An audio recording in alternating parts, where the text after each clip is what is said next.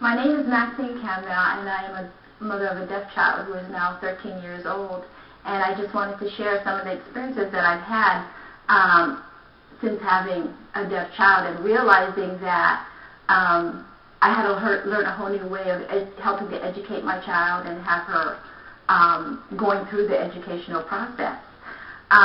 One of the vital things that I learned was the IEP process and how it was a really important tool in order for my daughter to have the education that was suited her needs and was appropriate for her education. I was fortunate that while back in Hawaii, there was a program that went around and taught parents the laws to protect your child's education, and I took advantage of those. It was called AWARE. It was an agency that just, went around the country and to help educate parents to become advocates for your child. It was a fortunate thing for me.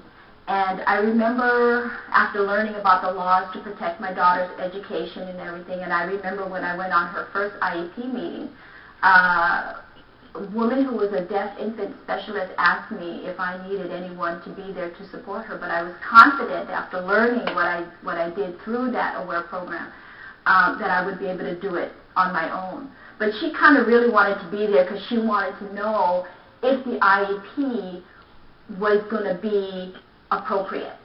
So I told her, okay, well fine, you can come as long as you behave. And so here we were at the IEP meeting, and at the end of the meeting, she herself was totally impressed by the way the IEP went about. And so my daughter since then had been in Hawaii. There wasn't too much choices in placement, so she was in a public school in a special day class with about 8 deaf and hard of hearing children, different ages, different grade levels. And so by the time she was going into 3rd grade, I was seriously thinking what to do about her education, because now she was going to be overwhelmed with information.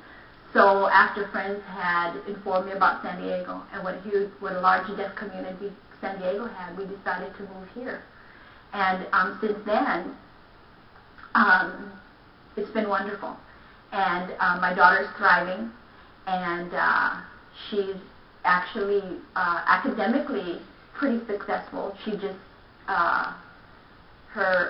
the report card she just received, she got a 3.75 GPA, which I feel that the educational process, her IEP goals and everything have really met her needs, and that it was realistic goals for her. So today my daughter is a success story, but let me tell you what it was like in the beginning when I first learned that she was deaf. Of course, when she was months old, her pediatrician didn't believe me, that she could possibly have a hearing problem. And I kept talking to professionals until she was referred to a pediatric neurologist for possible cerebral palsy. And when we flew to the other island to see this pediatric neurologist, I mentioned to her, because by the time we got there, Aloha had already progressed in her gross motor, so then that was out the window, the fact that she might possibly have cerebral palsy. But I did mention to her about her hearing.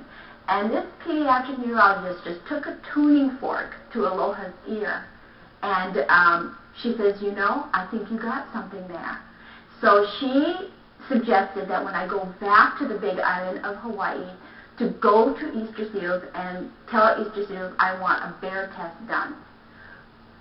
From that moment on, Aloha was diagnosed severe to profound hearing loss. And I remember the day when when I went down to audiology for them to tell me the results of her test. My care coordinator from Easter Seals went along with me, and the audiologist said, Maxine, your daughter is severe to profound deaf. And I turned to my Easter Seals care coordinator and I said, well, how do I communicate with her? I have to communicate with her. How do I teach her anything if I can't communicate with her? And my Easter Seals care coordinator said, well, Maxine, there's sign language classes at the high school. I said, well, sign me up. I don't have time to waste here, because every moment that I'm not communicating with her is every moment that she is not learning. So it was just about when Aloha turned a year old, and so there we started with the sign language, and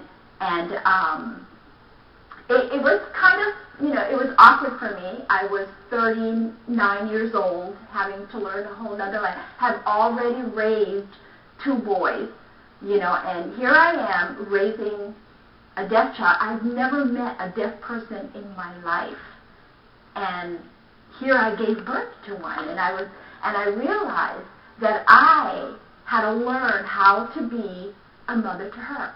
I had to learn how to communicate with her. I had to learn a whole other way of educating my daughter. So the sign language took off, and it was struggles. There were struggles. I really didn't have time to waste. I was just constantly on the go. So naturally, because I felt I didn't have time to waste, I didn't have time to feel guilty or to feel bad or anything, because she's my daughter. And how could I not want to learn to communicate with my own child? Of course, the family back in Hawaii went through the grieving process, her dad's side of the family. It was hard for them to accept the fact that they had a family member who was not perfect, who was not hearing. And so I remember her dad's brother sitting the whole family down and saying, Aloha's reflection of her deafness is going to reflect our attitude towards her deafness. But it didn't help. The family continued to think, oh no, she'll be hearing one day. Next month she'll be better. And then I realized, I slowly began to see Aloha shy away from the family because nobody was learning to communicate with her. And she would go there and feel left out. And, so I felt like, okay, so this is it. We're on our own. And I just got to focus on her, and I just got to focus on her education, and just, I felt like there's no reason why Aloha couldn't be moving along like any other normal child. Only that we're using sign language. So when she was 4 years old, I put her in gymnastics, and parents, they were amazed. They were like, they didn't know she was deaf until they see me signing to her, and they go, oh, is your daughter? Yes, my daughter is deaf. And it was hard for people to say that. And I always let people know that I was very comfortable with the term deaf, because bottom line is she's deaf, because my daughter needs sign language to communicate. She is deaf, And so by that, people became accepting of it and saying, well, but other than that, she's a normal child. Yes, thank you.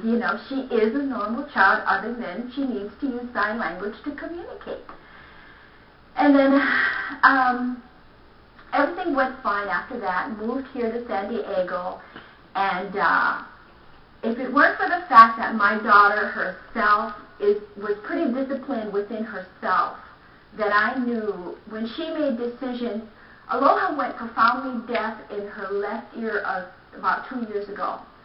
And when she went profoundly deaf, she came into my room with her hearing aid in hand, and she said, finish.